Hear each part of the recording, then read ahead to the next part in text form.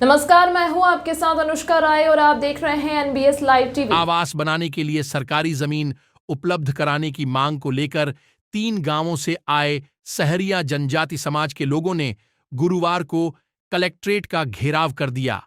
इस दौरान कलेक्ट्रेट में जिलाधीश संजय कुमार के नहीं मिलने से उक्त लोगों ने कलेक्ट्रेट में ही डेरा डालते हुए घोषणा कर दी कि जब तक जिलाधीश उनसे नहीं मिलेंगे तब तक वह यहीं डेरा डालकर पड़े रहेंगे।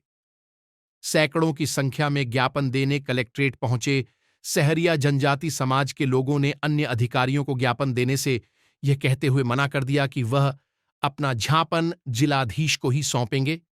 चूंकि गुरुवार को जिलाधीश संजय कुमार जिले से बाहर होने के कारण से मिलना संभव नहीं था, लेकिन प्रदर्शनकारी ग्रामीण यह कहते हुए कलेक्ट्रेट में डेरा डालकर बैठ गए कि जब तक जिलाधीश नहीं आएंगे तब तक वह अपना ठिकाना कलेक्ट्रेट को ही बनाए रखेंगे।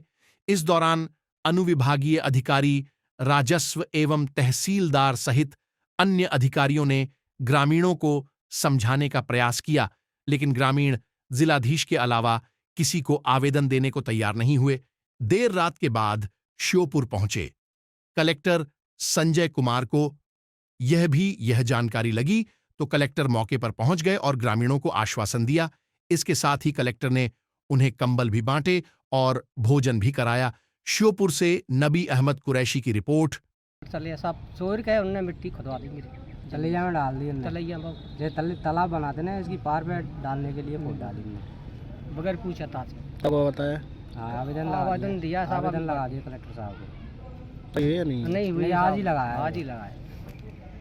किस मांग को लेकर आए हो आप? हमारी मांग यही है कि हमारे झुग्गी झोपड़ी, क्योंकि हमारे गरीब आदिवासियों के पास रहने के लिए मकान नहीं है। जो आवास जनधन योजना के तहत हमको आवास मिली है, उसके लिए हमारे पास जगह नहीं है। तो हम कलेक्टर साहब महोदय से निवेदन करते हैं कि हमें आवास के लिए, झोपड़ी झुग्गियों के लिए जगह दी जाए।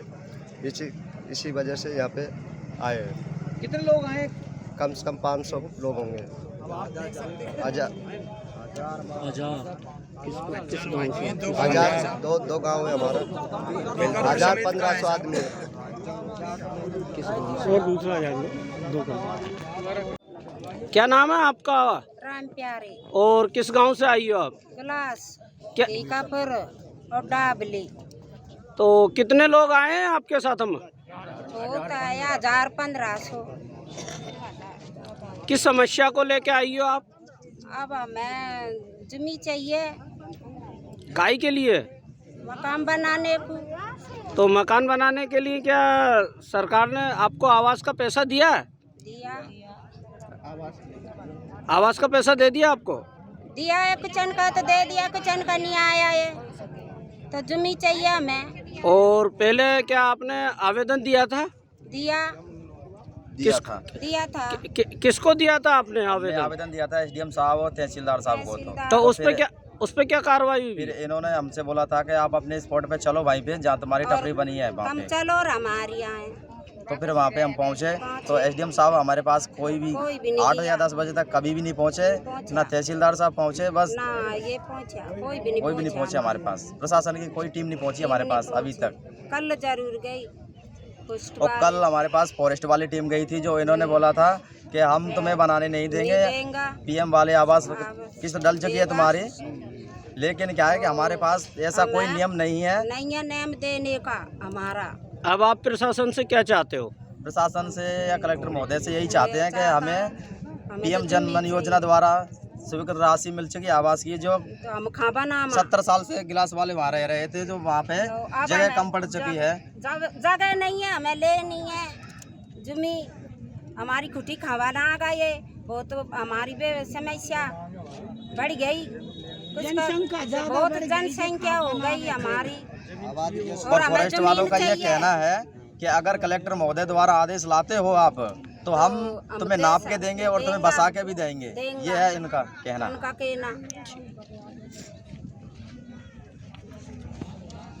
और हम छोड़ेंगे नहीं, हम तो लेंगे। हाँ, खुटी बनाएगा बापरा।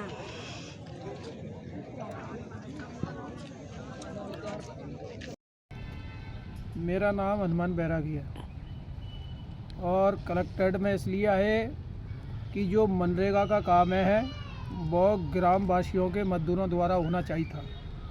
वो रात के समय सरपंच और रोजगार सहायक के द्वारा रात में 2 जेसीबीओं से निर्माण हुआ। तो ये 25 तारीख को 9:58 पर कलेक्टर साहब को कन्फर्म भी किया, हमने फ़ोन लगाया। कलेक्टर साहब ने वीडियो बनाने के लिए कहा था, वीडियो भी हमने बनवा ली है। और ग्राम पंचायत धनाचे में जो बड़ा सेक्रेटरी वो तो है नहीं है, सरपंच और रोजगार है लक्ष्मी नारायण प्रजापति, इसको वित्त अधिकार धारा 92 में प्रचलित होने पर भी इसको दे रखे अपनी मनमानी कर रहे हैं। हर किसी पट्टे वाली ज़मीन में जेसीबी चला देते हैं, मानने पीटने की धोस देते रहते हैं, फर्जी निर्माण कार्य हो रहा है।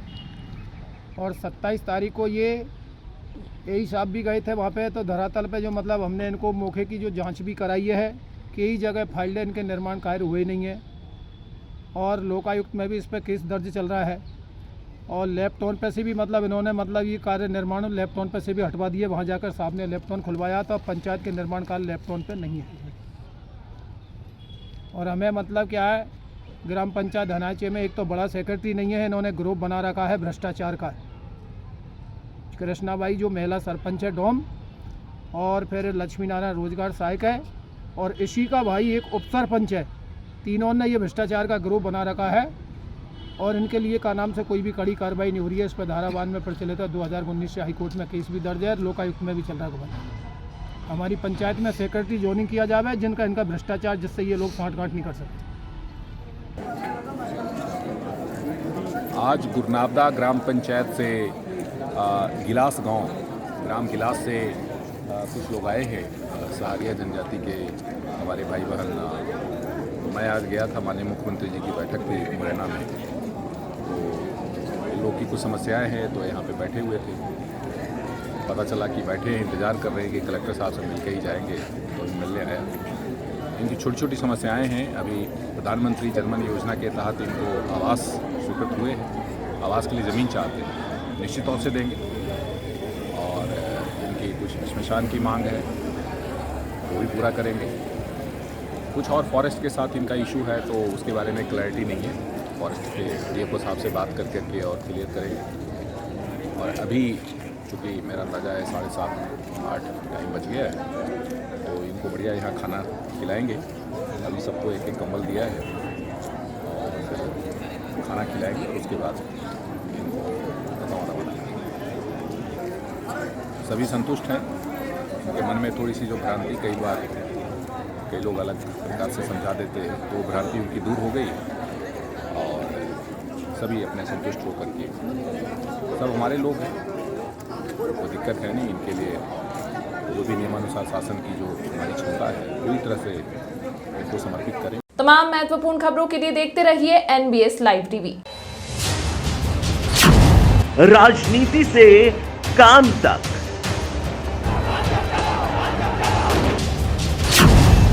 अपराध से अंजाम तक, खेत से खलिहान तक, खिलाड़ी से मैदान तक, आईफा की धमाकेदार रात,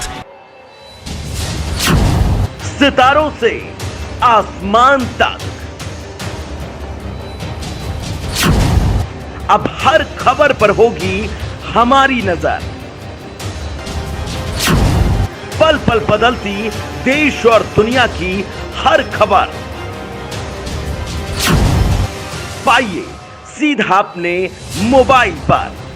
NBS लाइव टीवी, देश की आवाज बने रहिए हमारे साथ।